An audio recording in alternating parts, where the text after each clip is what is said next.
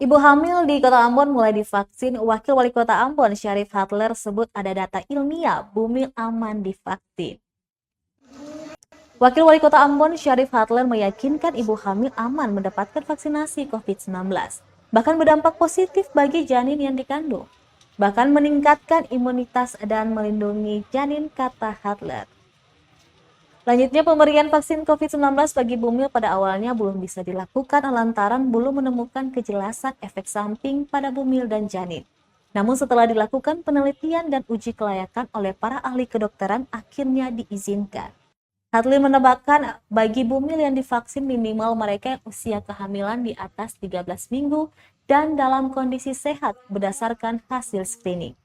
Sementara itu, Ketua Perhimpunan Obstetrik dan Ginekologi Indonesia, POGI Provinsi Maluku, Dr. Dani Taliap menargetkan 200.000 ibu hamil akan divaksin hari ini.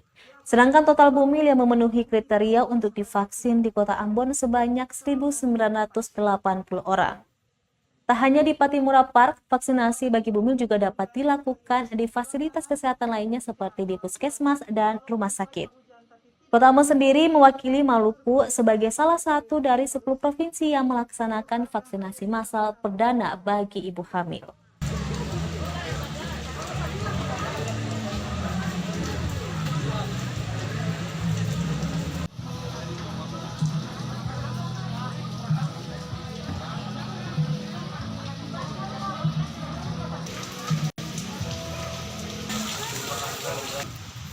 Ya Allah.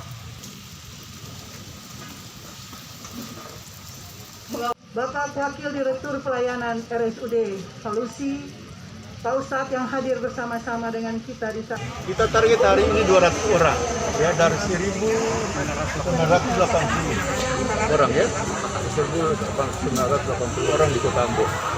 Ya, kita target hari ini ada 200, tapi yang hadir, ya nanti kita lihat data terakhir, ya, kita lihat data terakhir.